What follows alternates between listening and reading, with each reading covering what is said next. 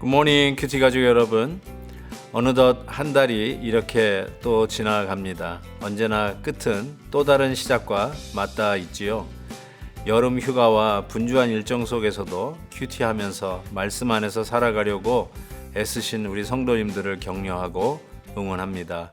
오늘 함께 묵상할 말씀은 로마서 7장 1절에서 13절입니다. 다 같이 찬송가 332장 나 행한 것 죄뿐이니 3절을 부르시겠습니다.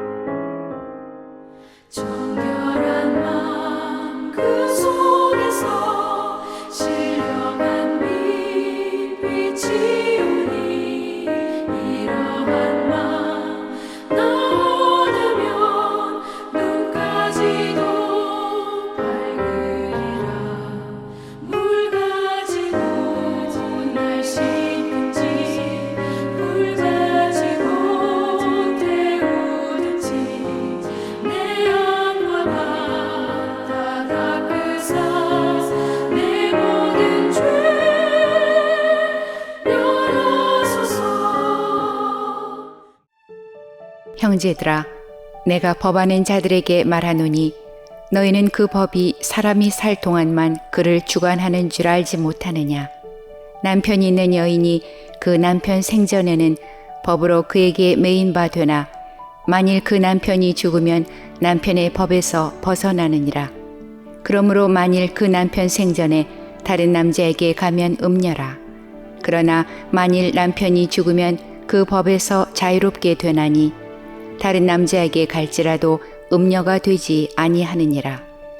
그러므로 내 형제들아, 너희도 그리스도의 몸으로 말미암아 율법에 대하여 죽임을 당하였으니 이는 다르니 곧 죽은 자 가운데서 살아나신 이에게 가서 우리가 하나님을 위하여 열매를 맺게 하려 함이라. 우리가 육신에 있을 때에는 율법으로 말미암는 죄의 정욕이 우리 지체 중에 역사하여 우리로 사망을 위하여 열매를 맺게 하였더니 이제는 우리가 얽매였던 것에 대하여 죽었으므로 율법에서 벗어났으니 이러므로 우리가 영의 새로운 것으로 섬길 것이요 율법 조문에 묵은 것으로 아니할지니라. 그런즉 우리가 무슨 말을 하리요? 율법이 죄냐? 그럴 수 없느니라. 율법으로 말미암지 않고는 내가 죄를 알지 못하였으니 곧 율법이 탐내지 말라 하지 아니하였더라면 내가 탐심을 알지 못하였으리라. 그러나 죄가 기회를 타서 계명으로 말미암아 내 속에서 온갖 탐심을 이루었나니 이는 율법이 없으면 죄가 죽은 것임이라. 전에 율법을 깨닫지 못했을 때에는 내가 살았더니 계명이 이름에 죄는 살아나고 나는 죽었도다. 생명에 이르게 할 그 계명이 내게 대하여 도리어 사망에 이르게 하는 것이 되었도다. 죄가 기회를 타서 계명으로 말미암아 나를 속이고 그것으로 나를 죽였는지라. 이로 보건대 율법은 거룩하고 계명도 거룩하고 의로우며 선하도다. 그런즉 선한 것이 내게 사망이 되었느냐? 그럴 수 없느니라. 오직 죄가 죄로 드러나기 위하여 선한 그것으로 말미암아 나를 죽게 만들었으니 이는 계명으로 말미암아 죄로 심히 죄되게 하려 함이라. 오늘 말씀은 법이 우리를 주관한다라고 말씀을 하죠. 그래서 그 일예로 그 당시 사회적인 배경을 이해하면 더 좋은 얘기를 한데 아내들이 남편의 법에 묶여 있듯이 우리 인간들도 율법에 묶여 있다, 이런 예를 들고 있습니다. 당연하지 않겠습니까? 남편과 아내가 소위 법으로 이렇게 묶여 있지 않습니까? 아무리 싫어도 법으로 묶여 있는 내 남편이고 내 아내가 되겠죠. 그 아내가 자유롭고 싶어도 남편의 법 안에 갇혀 있듯이 우리 역시 율법 아래 갇혀 있는 자, 율법 아래에 있는 자다 라고 말씀을 하고 있습니다. 그 누구도 완벽하게 하나님의 법, 율법을 지킬 자가 없지요. 의인은 없나니 하나도 없다라고 이미 로마서 3장에서는 선포하고 계시죠. 우리가 최선을 다해서 율법을 지키는 마땅히 하나님이 원하시는 삶을 살려고 노력은 하지만 그 어느 누구도 완벽하게 율법을 완성했다, 율법을 내가 티도 없이 흠도 없이 완벽하게 지켰다 할 사람은 이 지구상에, 아니 역사상에 한 사람도 없지 않을까 싶습니다. 그처럼 우리는 모든 일에 율법 아래에 있는 자다라고 이야기할 수 있는데, 그렇다면 율법에서부터 자유로워질 수 있는 방법이 있느냐? 율법은 악한 거고 우리를 옥죄는 뭔가 좀 우리가 원치 않는 나쁜 것인가? 이런 질문을 던질 수 있는데 그렇지는 않죠. 율법이 7절에 보니까 죄냐? 그럴 수 없느니라. 율법으로 말미암지 않고는 내가 죄를 알지 못하였으니 곧 율법이 탐내지 말라 하지 아니하였더라면 내가 탐심을 알지 못하였을 거라고 이야기합니다. 율법은 갈라디아에서 나온 것처럼 우리가 죄인인 것을 깨닫게 해주는 몽학 선생의 기능이 있습니다. 욕심내지 말라라는 이런 율법이 없었다면 우리가 욕심내고 있는 것조차도 깨닫지 못할 때가 있지 않습니까? 정말 우리는 율법 아래서 어떻게 자유할 수 있을 것인가 라고 하는 탄원이 하나님 앞에 나올 수밖에 없는 연약한 자들인 것을 고백하게 됩니다.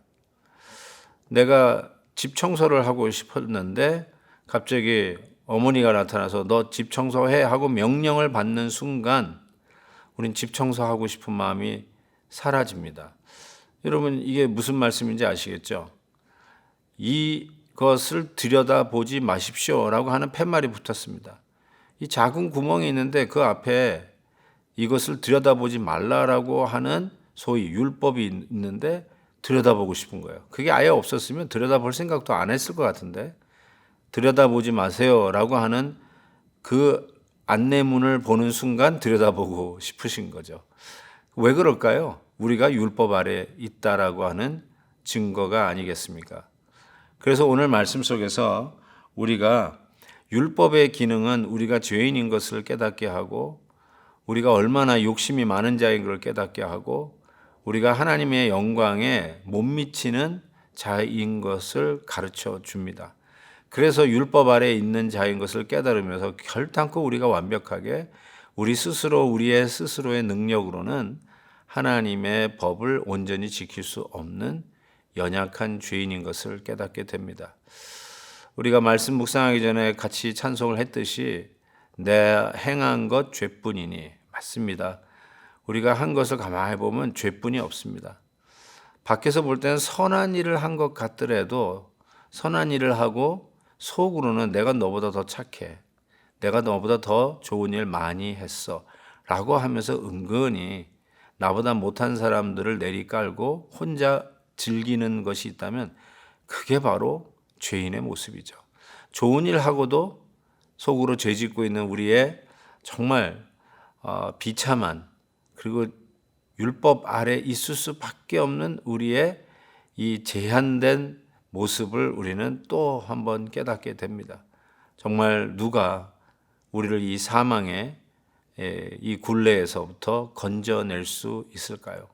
더욱더 우리 주님의 구원하심이 우리를 이 옥죄는 율법의 이 사슬에서부터 우리를 끊어 해방시키심이 더욱더 간절해지게 됩니다.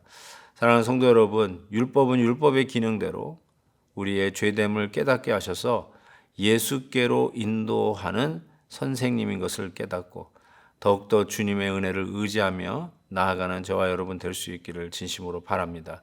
하나님 아버지 감사합니다. 한 달의 마지막, 그렇지만 또 새 한 주간을 시작하면서 주님께 감사를 드립니다. 무더운 여름 넉넉히 이길 수 있는 믿음 더하여 주시옵시고 더욱더 주님 앞에 말씀 가운데 가까이 나아가 은혜를 누리는 성령 충만한 귀한 하루 또 한 주간이 되게 해 주옵소서. 예수 그리스도의 이름으로 기도하옵나이다. 아멘. 내일 또 뵙겠습니다.